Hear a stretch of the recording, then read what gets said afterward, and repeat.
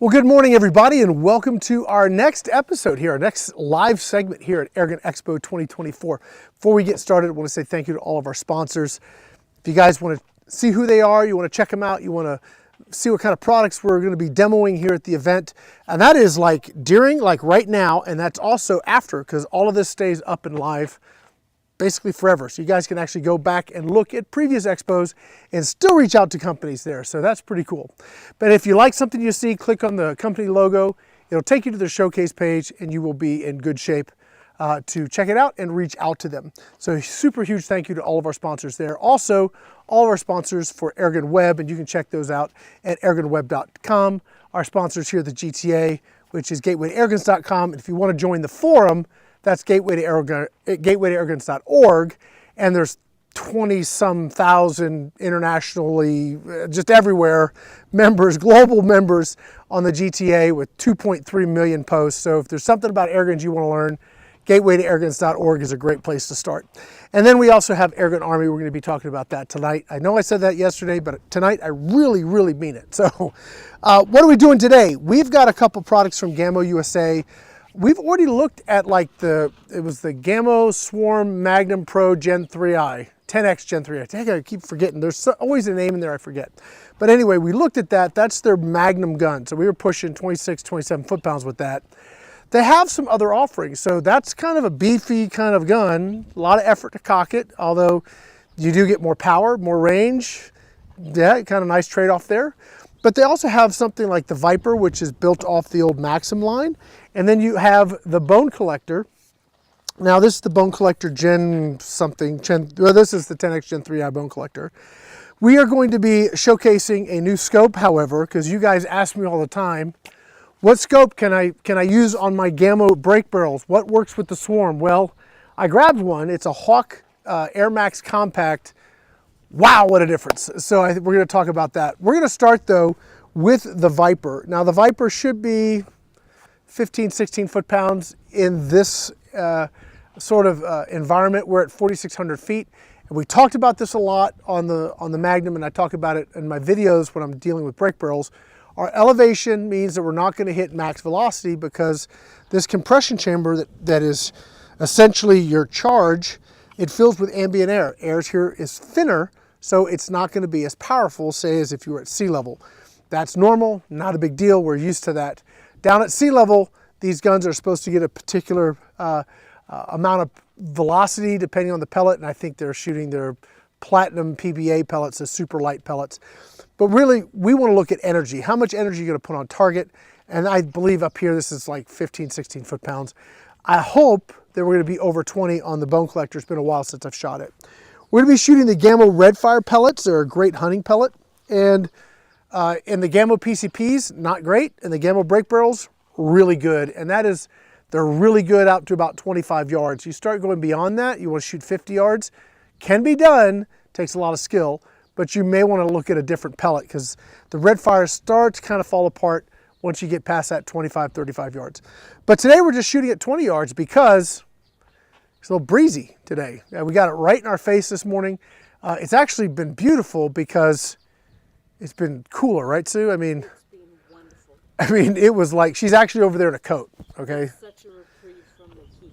Oh, yesterday was absolutely vicious. Today, I prefer when the wind's coming from behind us because we have this nice shelter to block it all, but it's coming right in our face. It's not bad, though. It was much worse earlier, and it's supposed to sort of calm down and then shift. So it's a cool breeze. It's been nice. It's been a really, really nice morning for shooting. So a little breezy, but temperature's good. So we're going to get started here. All right, we're at 20 yards, and we're shooting paper targets. So I thought all I would shoot this week was steel, but I got to looking at, you know, I really want to put some on paper, and I want to shoot at 20 yards because it's really a good backyard distance. When I lived in Lake Havasu, the best I could get, like if I went like, and I maxed out every angle to try and shoot in my yard, I could get 21 yards in a pinch, and really 20 was about the best I could do reliably. So I think 20 yards is a good backyard distance.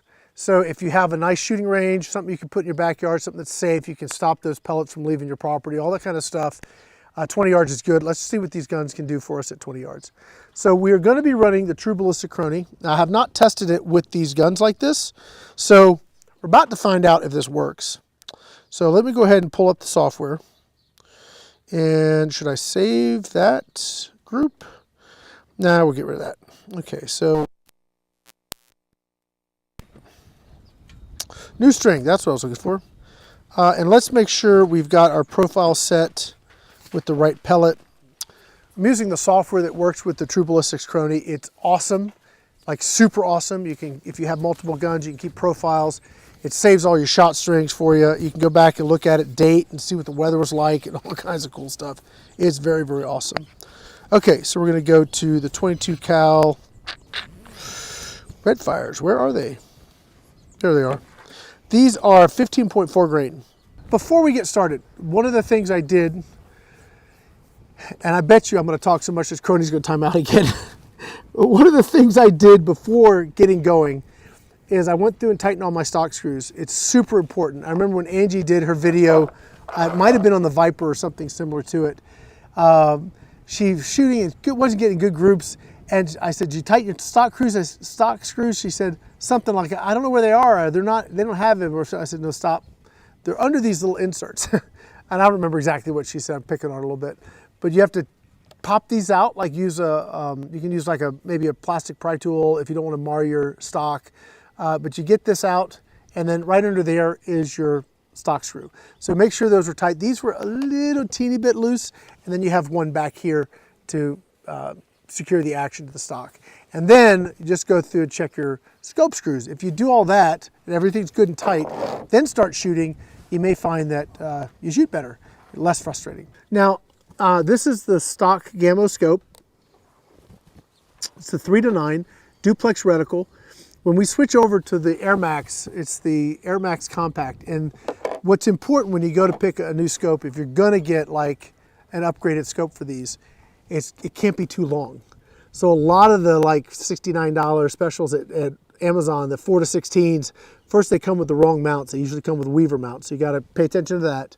And then they're too long, so then it interferes with the swarm system. So you need to make sure that your scopes will fit and be within the right size. The Compact has plenty of room and sets up very nicely on the bone collector. We'll take a look at that. I'm going to be looking for some more compact scopes to see what we can find, and I'll be talking to Hawk to see what they have. And my scope is a little bit crooked. We're not going to mess with it. It's a little bit this way. That's all right. We're all right. We're just going to shoot at a fixed distance. We'll be okay. Let's see. I only put like 2 pellets through this before we get started here. Hey, guess what happened? The Crony timed out. Yeah, it did. Of course it did. That's all right. That's my fault. I talk too much. Okay. View shots. Let's see if we pick them up. Gosh, it's pleasant right now, isn't it? Mm-hmm. Okay, here we go. Top left. Nice. 600. I think we're going to stop. We're done. And that's the video for today. Let's look. 674. That is 15.6 foot-pounds. So right where I thought, 15, 16 is where this is at. Let's take another shot. I don't know if I can top that one. That was pretty good. It's kind of dead-ish, center-ish.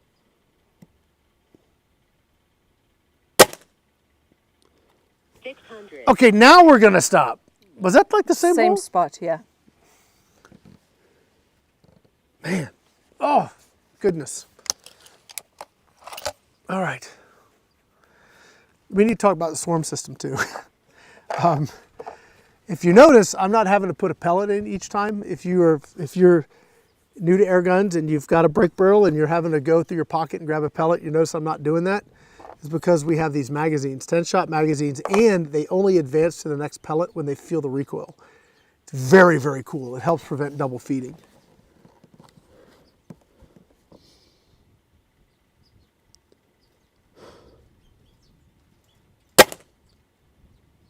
$677. No, that went low left. That's in Okay. the 7 ring. Okay, I was like, come on, man. I can't do 3 in a row. I mean, 2, okay, but not 3.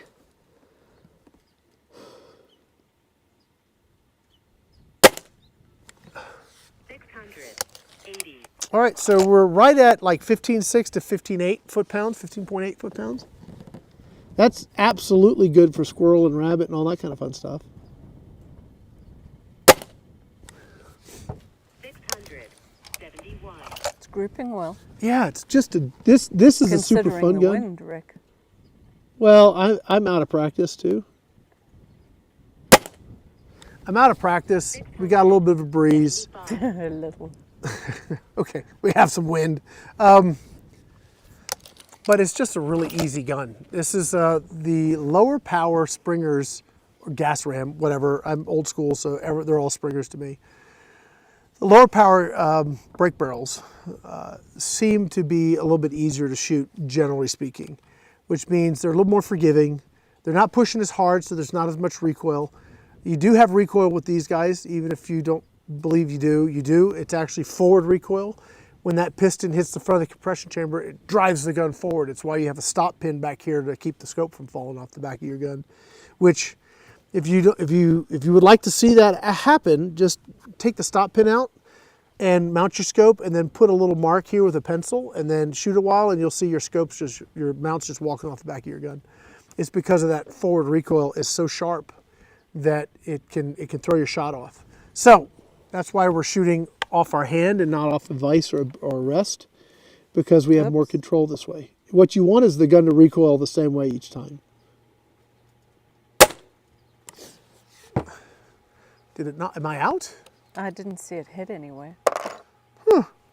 That must have been a mag that I shot before sighting the gun in. Okay, so that was just an empty shot. All right, here we go. Next shot. Same target? Same target. I'm going to do 10 on each.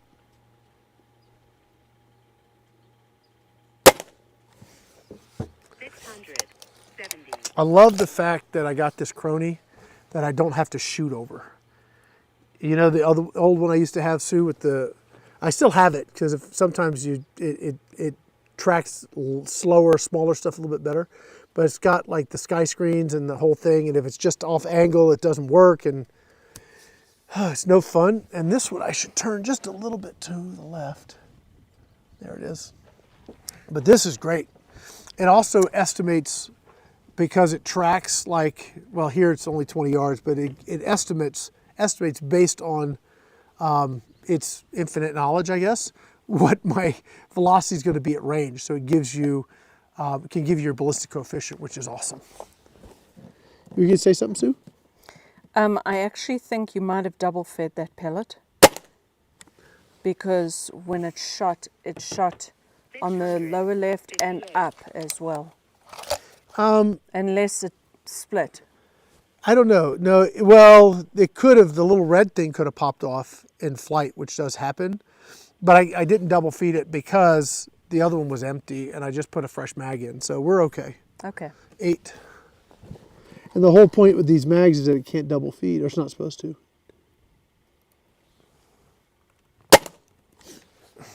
667. Yeah, we had one go a little slower, so we dropped to 14.8, but everything else has been over 15 foot-pounds.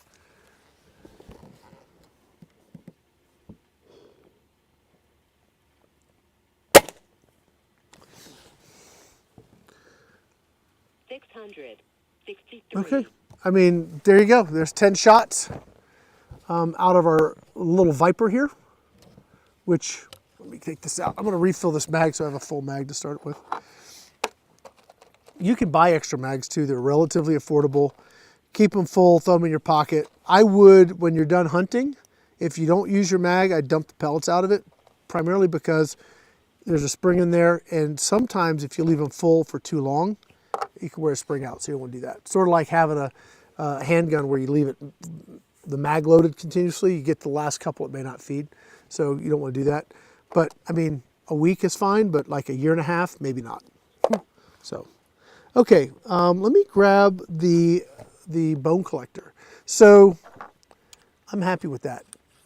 We're gonna shoot it again here in a minute, but super gentle, easy cocking, it's very quiet. Sue, I don't know if you have any comments on just how quiet it is. Very quiet and very accurate. I mean, that's a pretty small circle you got right there. Yeah. Again, I don't shoot this. I said this last night in the live, and I think this is important to mention. If this is the only gun you have and this is all you shoot, you should get pretty good with it. You should get used to it. You should get the technique down. It's your gun. You know it. You're comfortable with it. It's what you do. And I really am like mediocre at best because I don't have that opportunity really, because I'm shooting so many different guns. And there's like, yesterday was a great example. So we went from shooting a 50 cal 400 foot-pound gun to a 177 PCP 20 foot-pound gun like within an hour and a half. So like the whole experience is so dramatically different. I mean, I'm proficient, but really, if this is all you're shooting, you can get very, very good with this, and it's just going to reward you. The more time you put in, more trigger time you put in, you're going to do better with it. The beauty of it is that you can, right? If it's legal for you to shoot in your backyard, you put up a nice trap to protect the pellets from leaving your yard.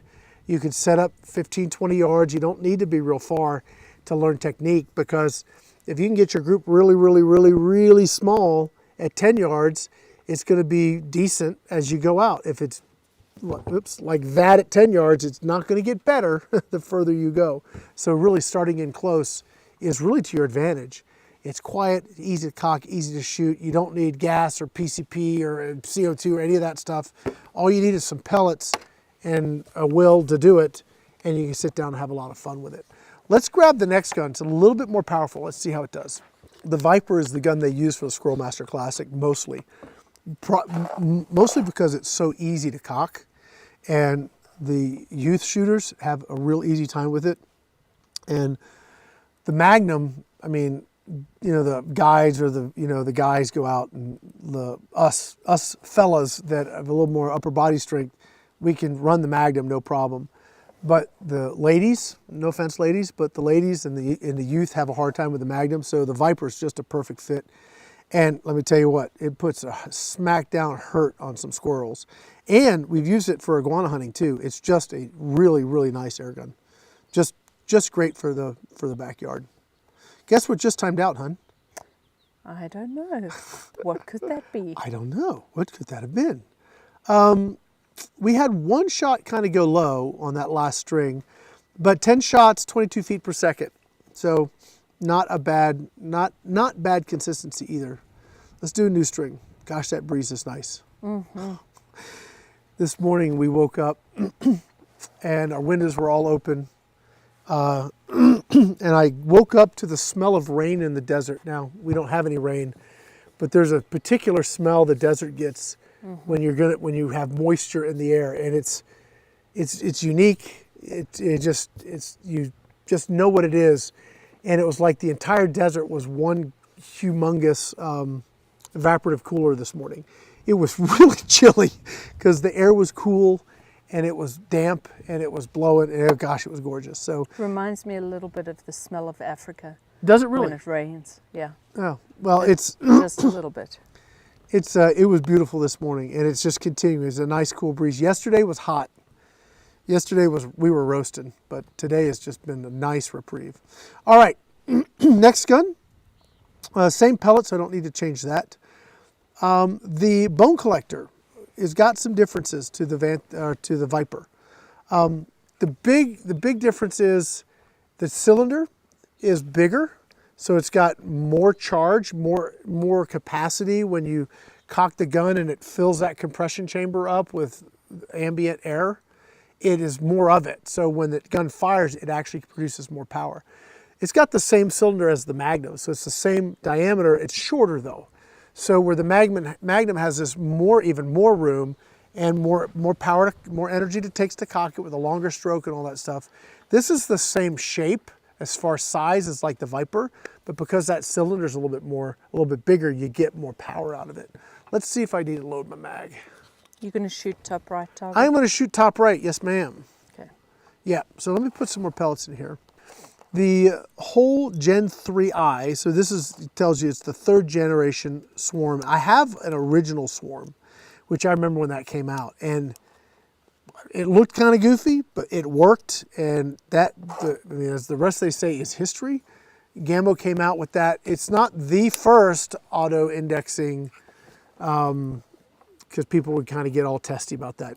This other company did it first. Well, okay. But the company that made it like functional and mainstream was Gamo.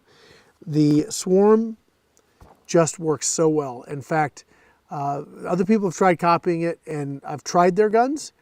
The Swarm's got it going. It's really, really nice. All right, I'm loaded, hun. Are we ready to roll? Yes, sir. Okay, I'll turn the pony back on. So we were 16 foot-pounds before, 15 and some change. Let's see what we get now. Okay, hopefully we're connected.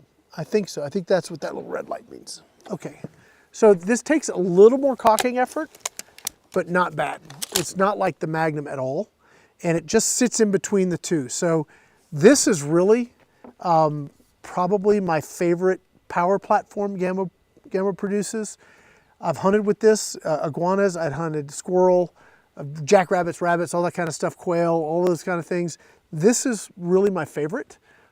It's doesn't take as much energy as the Magnum, but it produces pretty close to the same power for, I think, less work. And I really like the wood stock too.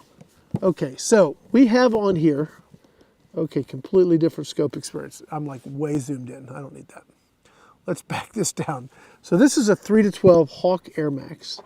And the one thing that is a challenge, Gamo has a long pull for me, and my body shape means I need my scope back further. I can't back this up any further, but I really wish I had another ½ inch maybe. It'd be a little more comfortable. Well, let's see what we get here. Are we ready, Sue? Yes.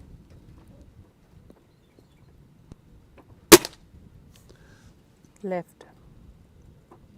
731. Okay, so we're 18.3 foot-pounds. So we gained like 3 foot-pounds. This will do over 20 at sea level.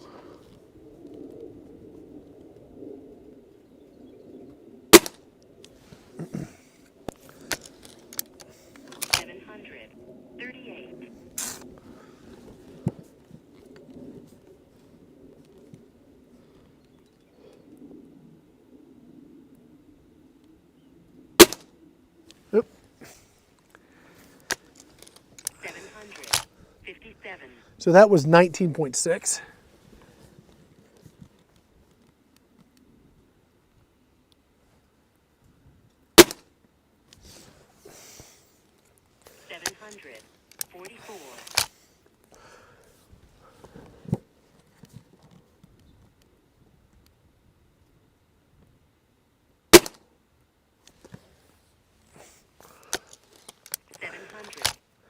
$19.9. We might hit 20 foot-pounds.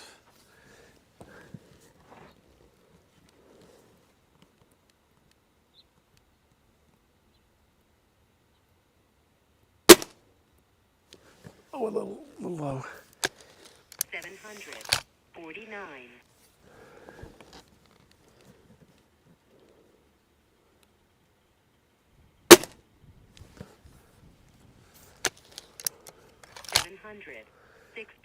It's really pushing hard. It's great.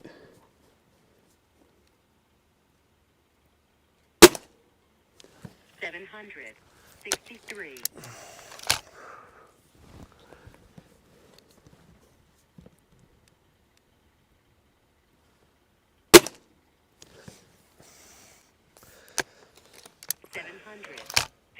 There's our 20 foot-pounds.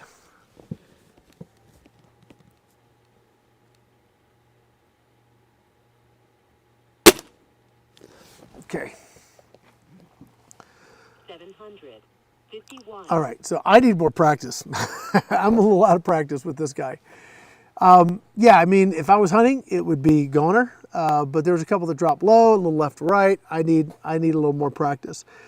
Power-wise, yeah, we're like 4, almost 5 foot-pounds more in the same, basically for the same effort. It's a little bit harder to cock, just like a teeny little bit harder to cock than the Viper. It's a little heavier too. So like I think Sue, well, she wouldn't want to cock any of these, but if she had to shoot them, you'd probably prefer lighter is better for you, right? Yeah, Yeah. So the wood stock does make it a little bit heavier, a little chunkier. The bigger cylinder does the same. I want to shoot this one again. I want to drop down to the middle and see if I could slow down and get my groups a little bit better. I'm also going to bring the scope to the right a little bit. When I was talking about the need to really spend time with the gun, they have a different, they want to be held differently. So there's a very, you're not going to hold them the same way. So going from one to this one takes me a few shots to kind of find that sweet spot where it wants to be. It's a challenge. It's just switch one from the other. I love the fact you just keep a pocket full of mags, you're good to go. Let's go for the center bull, hon. Okay, ready. All right, I'm gonna try and be more deliberate, and the scope position is a challenge. I think they have some mounts that have that lean back or have like a slope to them. And I'm gonna ask him if I can get some because the scope position is a challenge. It fits on the gun, and if your body shape is different, you'd probably be fine, but I struggle with it. All right, here we go. We have a question. Okay. How long can you leave a gun cocked? That's a good question. I have a story about that. Boy, back in the day, let me clear this. Let me take this shot and then I'm gonna answer your question. Oh, it's just comfy too. All right, here we go.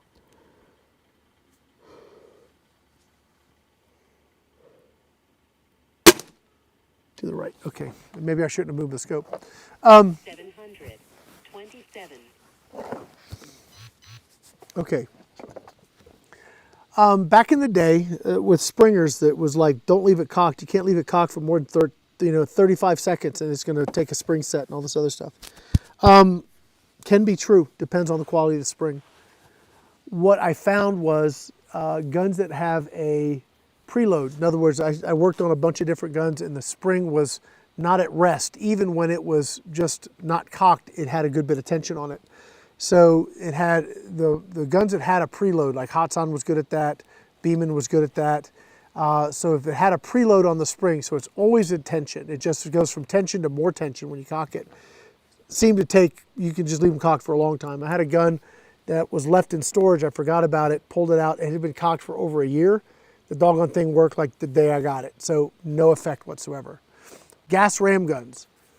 I've had far more problems with gas ram guns going flat for whatever reason than I ever have with springers, taking a set or spring breaking. Now, with that said, it was always the Crossman nitro piston variants that gave me the biggest problem.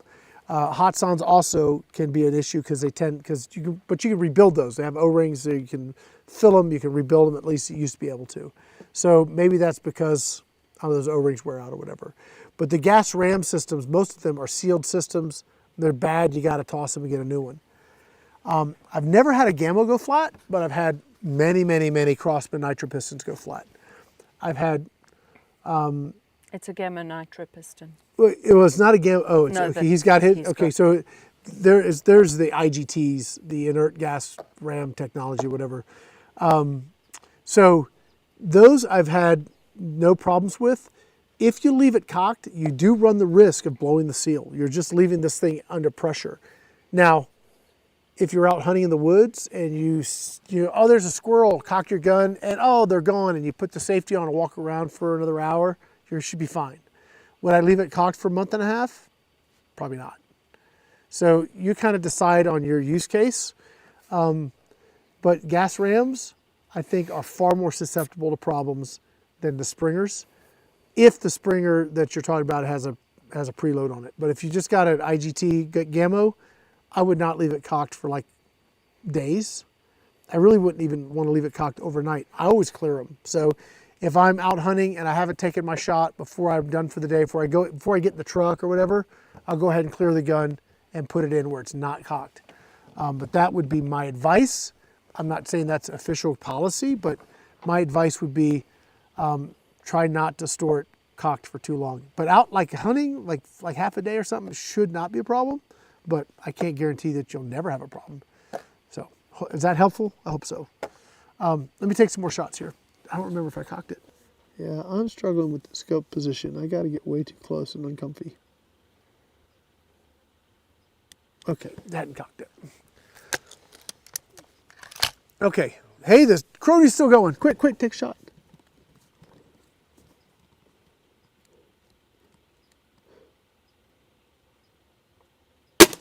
There it is. 739.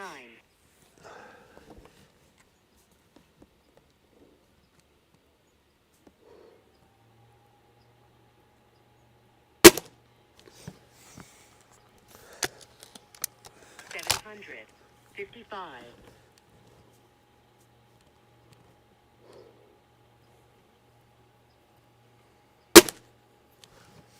740.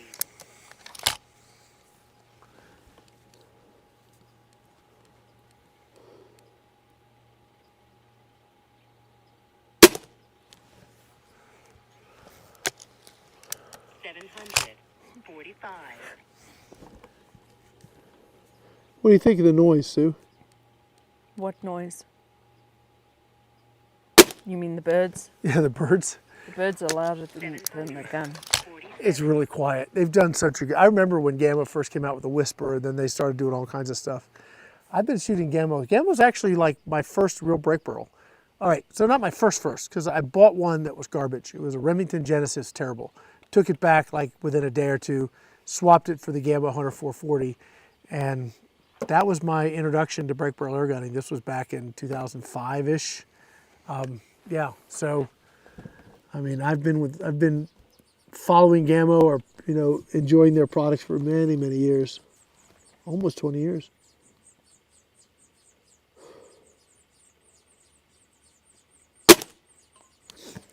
I'm getting it in now. 753.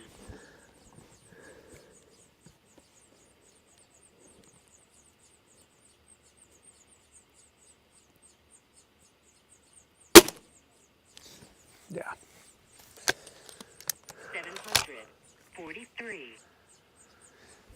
That was like our slowest one. No, we had a 740. We'll take a look at how the extreme spread was on this here in a minute. I did have one that went kind of slow, I think, but let's see.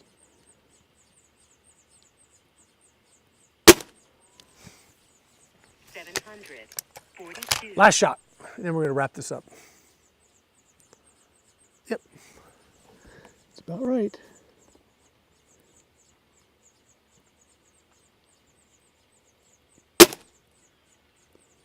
Yeah, I went to the right a little bit. Okay. 700. Hey, 20.1 foot-pounds. We'll end on that one. Let's see. Our extreme spread had a pretty big spread, 49 feet per second. So let's see. We had a low of. No, that's no. What is that? There we go. I was looking at the wrong one. Sorry, extreme spread of 39 feet per second. Our low was 727, so that must have been an oddball, but the rest of them were really good. Let me just look at the shot string here. 731, 738, then it sort of found itself.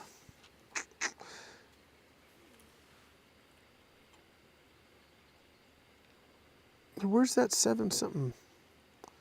I don't see it. 727. It's here because it must have captured it. There it is. Yeah, without that one, it would have been less. I mean, you know what? It's good enough. I don't know what would have caused that low velocity, but the rest of them were pretty decent. And we got, like, as you can see from my first group to my second group, things tightened up a bit. Would you say, Sue? From the first to the second? Well, from the first shot group, I did the upper right target to the center target. Oh yes, it tightened up a little. Yeah, so that's just an example of trigger time will yield better results.